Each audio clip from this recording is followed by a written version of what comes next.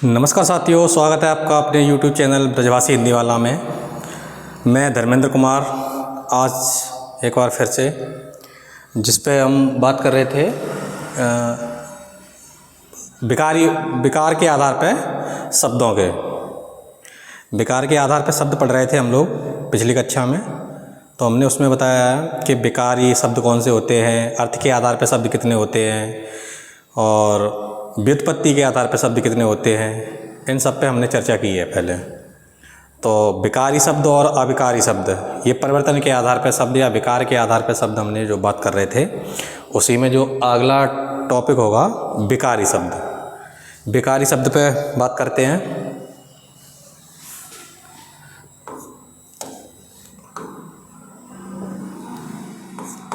विकारी शब्द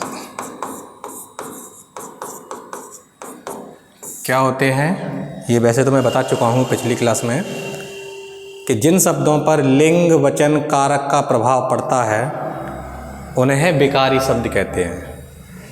जिन शब्दों पर लिंग वचन कारक का प्रभाव पड़ता है उन्हें विकारी शब्द कहते हैं। लिंग वचन कारक ये आगे पढ़ाएंगे हम। लिंग जानते हैं, हिंदी में दो लिंग होते हैं, पुल्लिंग और स्त्रीलिंग। ऐसे ही दो ही वचन होते हैं, एक वचन और बहुवचन। और 8 कारक होते हैं हिंदी में, कारकों की संख्या हिंदी में 8 है। तो इनके अनुसार जो शब्द बदल जाते हैं, लिंग से, वचन से, कारक से जो शब्द बदल जाते हैं उन्हें हम विकारी शब्द कहते हैं।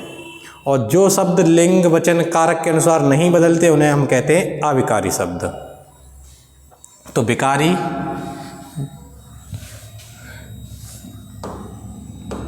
जो शब्द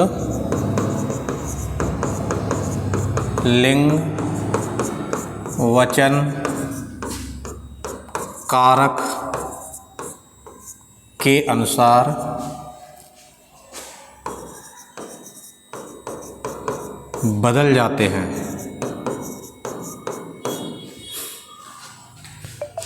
बदल जाते हैं, उन्हें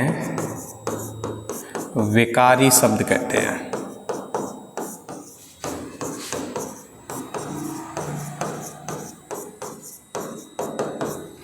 जो शब्द लिंग वचन कारक के अनुसार बदल जाते हैं उन्हें विकारी शब्द कहते हैं। जैसे शब्द ले लिया हमने सीता, संज्ञा है। अब सीता खाना खाती है, ये पूरा वाक्य बना लिया।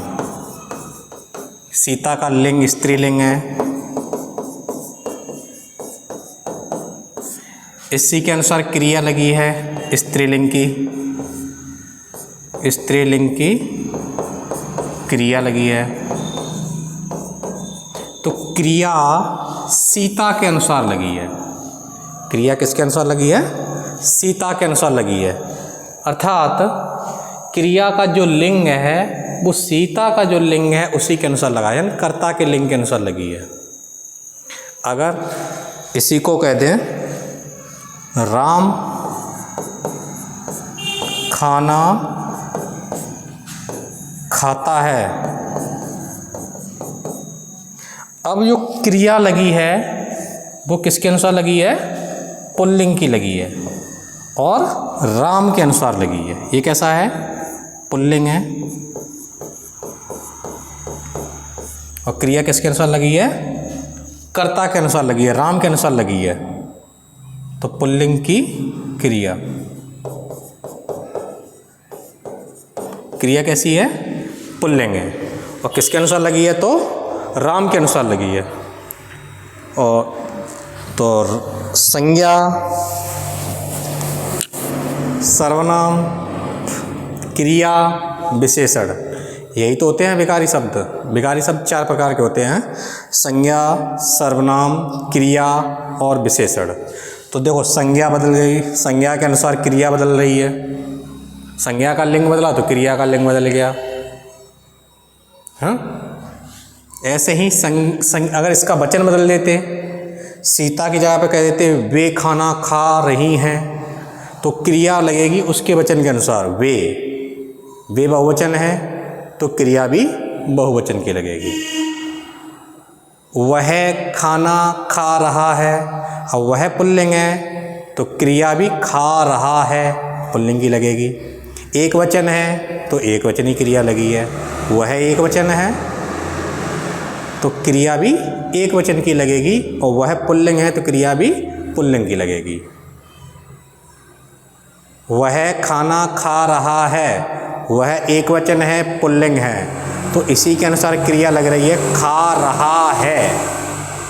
रहा है तो पुल्लिंग, और एक लोग की बात हो रही है तो एक वचन। उम्मीद है समझ में आए होंगे। आगे चलते हैं, अब संज्ञा पे बात करते हैं। विकारी के भेद। विकारी शब्दों के भेद। विकारी शब्द 4 प्रकार के होते हैं पहला संज्ञा, दूसरा सर्वनाम, तीसरा क्रिया, चौथा विशेषण। संज्ञा, सर्वनाम, क्रिया, विशेषण। संज्ञा, सर्वनाम, क्रिया, विशेषण। संज्ञा, सर्वनाम, क्रिया, विशेषण, ये 4 प्रकार के विकारी शब्द होते हैं। संज्ञा, सर्वनाम, क्रिया, विशेषण। आगे चलते हैं, आज हम लोग पढ़ेंगे संज्ञा। क्या पढ़ेंगे? संज्ञा। आज हमारा जो मेन टॉपिक है वो टॉपिक भी संज्ञा ही है, इसी पे बात करने वाले हैं। संज्ञा क्या होती हैं? तो देखो, इस ब्रह्मांड में, ये पूरा ब्रह्मांड है जो, इस ब्रह्मांड में हमें जो भी चीज़ दिख रही है, या हमें इस ब्रह्मांड में जो भी चीज़ ज्ञात है, उसका हमने कुछ ना कुछ नाम रख रखा है। बताओ, है कि नहीं? जो भी तुम्हें दिख रहा होगा उसका कुछ ना कुछ नाम है। अगर ये ऊपर नीला नीला सा दिख रहा है हमें, तो इसका भी हमने नाम रख दिया है कि ये आकाश है। अगर जो हमें प्रकाश देता है उसका भी हमने नाम रख दिया है सूर्य। कोई भी हमने गाड़ी लेके आए हैं जिसको हम चलाते हैं, तो उसका भी हमने नाम रख दिया है कि ये वो वाली गाड़ी है, ये साइकिल है, ये मोटरसाइकिल है, ये थार है, या कोई सी भी कंपनी, कोई कंपनी खोली तो कंपनी का नाम रख दिया। जिस पे आप वीडियो देख रहे हैं उसका भी हमने एक जो यंत्र सा है, इसको हम, जिस पे हम ये वीडियो बना रहे हैं और आप देख रहे हैं, उसका भी हमने जो नाम रख रखा है, कहते हैं मोबाइल। भले भाषा कोई सी हो, लेकिन नाम तो है ही ना।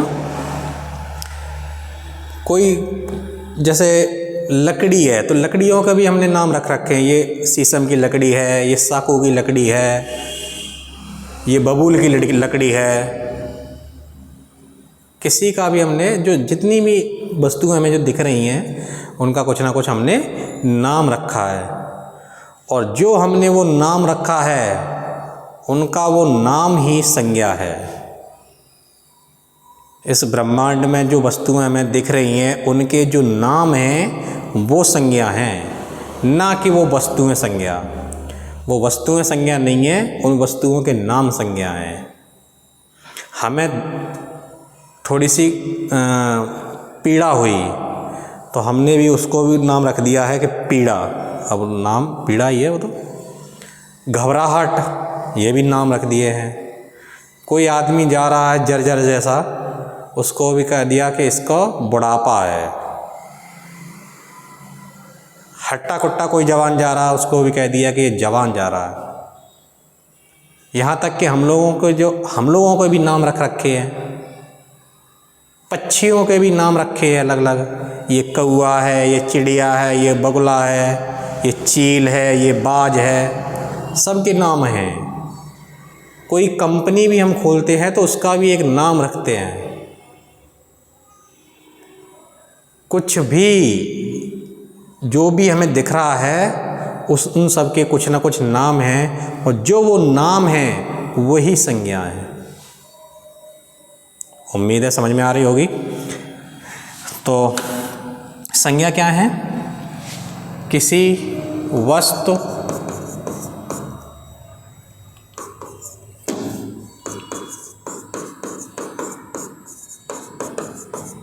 प्राणी,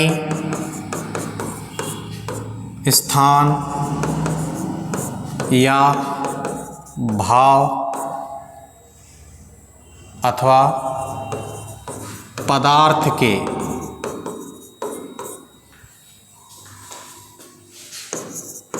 नाम को संज्ञा कहते हैं।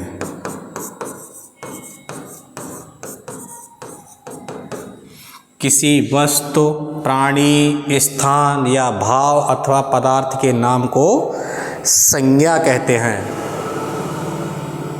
हिंदी में संज्ञाएं 5 प्रकार की होती हैं। संज्ञा पूछे तो कितनी बतानी है? 5 प्रकार की होती हैं। हिंदी में संज्ञाएं 5 प्रकार की होती हैं।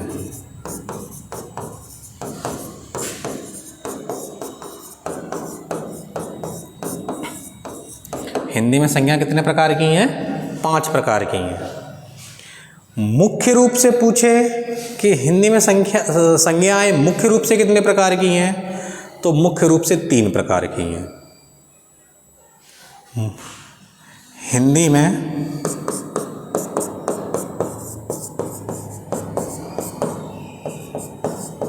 संज्ञाएं मुख्य रूप से 3 प्रकार की होती हैं।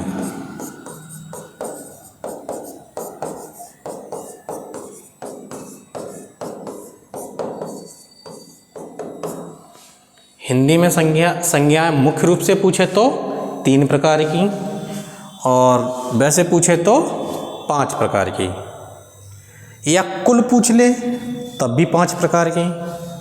हिंदी में संज्ञाएं कुल कितने प्रकार की होती हैं, तब भी 5 प्रकार की। लिख लो, हिंदी में संज्ञाएं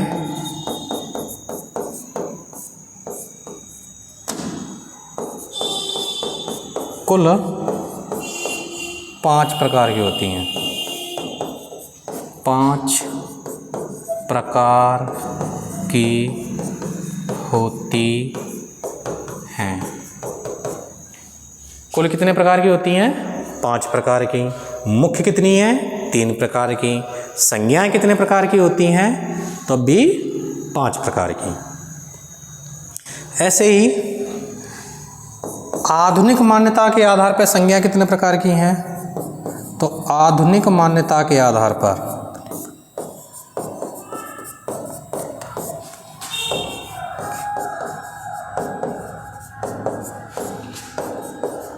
संज्ञाएं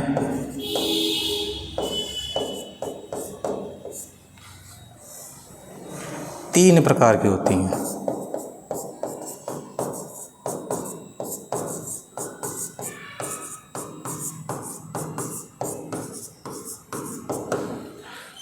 आधुनिक मान्यता के आधार पर संज्ञा 3 प्रकार की। संज्ञा कितने प्रकार की? 5 प्रकार की। हिंदी में संख्या मुख्य रूप से कितने प्रकार की? तो 3 प्रकार की। हिंदी में संज्ञा कुल कितने प्रकार की? तब भी 5 प्रकार की। मुख्य रूप से तो 3, संज्ञाएं तो 5, संज्ञाएं कुल तो 5, आधुनिक मान्यता के आधार पर तब 3। आधुनिक मान्यता के आधार पर 3, हिंदी में कुल 5, और संज्ञा मुख्य रूप से कितने प्रकार की होती हैं, तो भी 3, और संज्ञाएं कितने प्रकार की होती हैं, तब भी 5। समझ रहे हैं? हिंदी में संज्ञाएं 5 प्रकार की होती हैं, हिंदी में मुख्य रूप से संज्ञा 3 प्रकार की होती हैं, हिंदी में कुल संज्ञाएं 5 प्रकार की होती हैं, और आधुनिक मान्यता के आधार पर भी संज्ञा 3 प्रकार की होती हैं।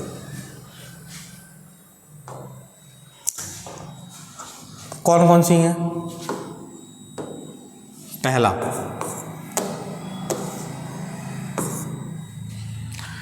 व्यक्तिवाचक संज्ञा,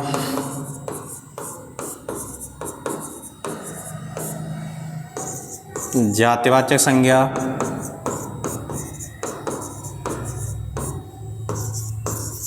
भाववाचक संज्ञा,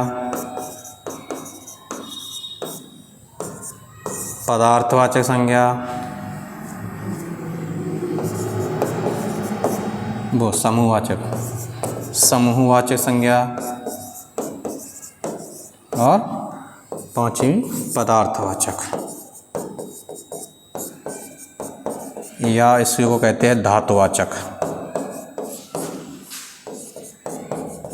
या इसी को कहते हैं द्रव्यवाचक, द्रव्यवाचक।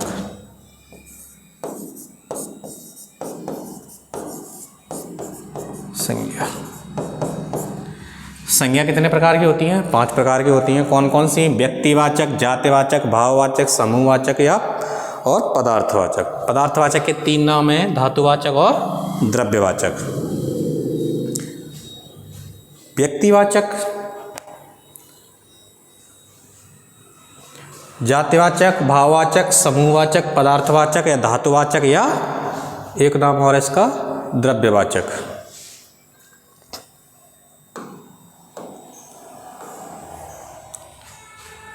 पहली, अच्छा, जो तुम्हारी द्रव्यवाचक और समूहवाचक संज्ञाएं हैं, द्रव्यवाचक और समूहवाचक, एक तो ये लिख दे रहे हैं, द्रव्यवाचक और समूहवाचक। ये जो संज्ञाएं हैं तुम्हारी, ये निकली मानी जाती हैं दोनों जातिवाचक से।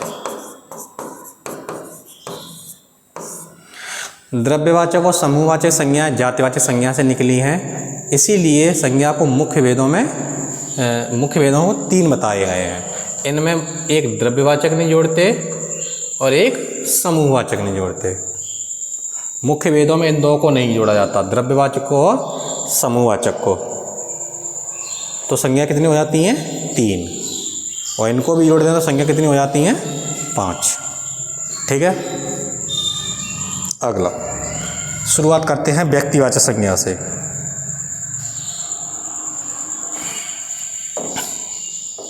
पहली व्यक्तिवाचक संज्ञा,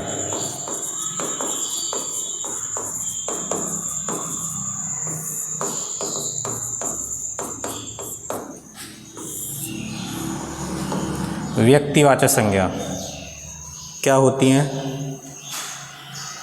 वे शब्द जो किसी एक ही व्यक्ति के बारे में बताएं, व्यक्ति हो या स्थान हो, किसी के एक के बारे में बताएं। वे शब्द या वे संज्ञा शब्द जो किसी एक का बोध कराते हैं, उन्हें व्यक्तिवाचक संज्ञा कहते हैं। वे संज्ञा शब्द जो किसी एक व्यक्ति या स्थान का बोध कराते हैं, उन्हें व्यक्तिवाचक संज्ञा कहते हैं। लिख लो, वे संज्ञा शब्द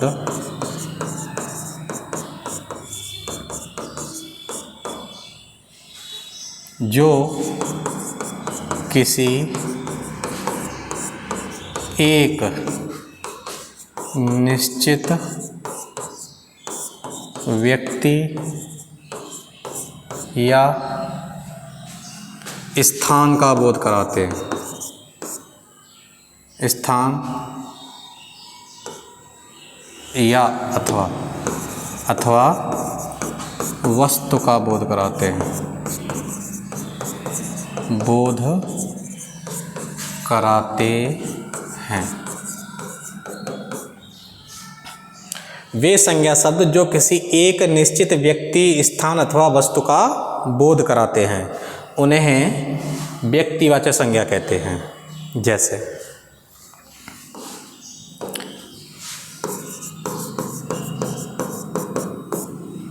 राम, एक ही है, एक के बारे में बात कराई जा रही है।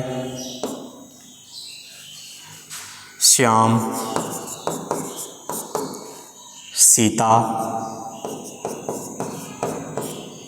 सब एक ही है। राम का स्पेशल नाम लिया जा रहा है। जैसे मान लो इतनी भीड़ बैठी हो कहीं पे और मैं उसमें कहूँ कि राम यहाँ आओ, तो राम स्पेशल आएगा, हैं? ऐसे ही श्याम होगा तो श्याम को बुलाया जाएगा, श्याम यहाँ आओ। ऐसे सीता बैठी होगी तो सीता स्पेशल बुलाई जाएगी, सीता यहाँ आओ। यानी कि निश्चित व्यक्ति के बारे में बताया जा रहा है। ऐसे ही ये तो व्यक्ति हो गए, व्यक्ति की जगह पे कोई स्थान हो सकता है, जैसे आगरा, कानपुर, लखनऊ आदि स्थान भी हो सकते हैं। ये स्थान है, स्पेशल आगरा के बारे में बात बताई जाएगी, स्पेशल कानपुर, स्पेशल लखनऊ है। ऐसे ही वस्तु, कोई भी वस्तु हो सकती है, या वस्तु जैसे कह दें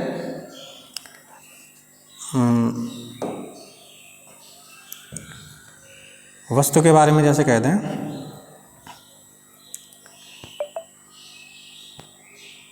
व्हाइट बोर्ड,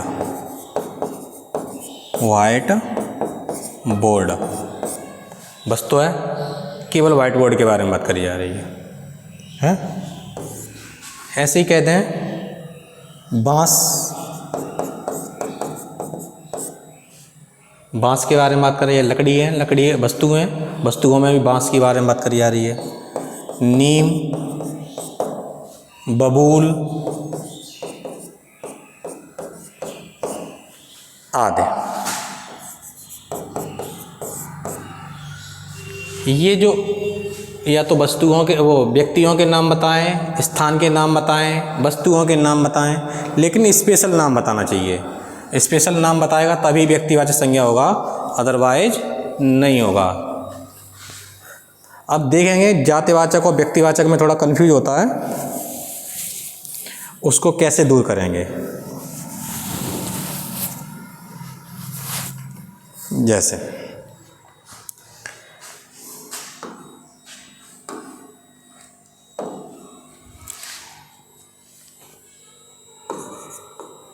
और उदाहरण ले लें,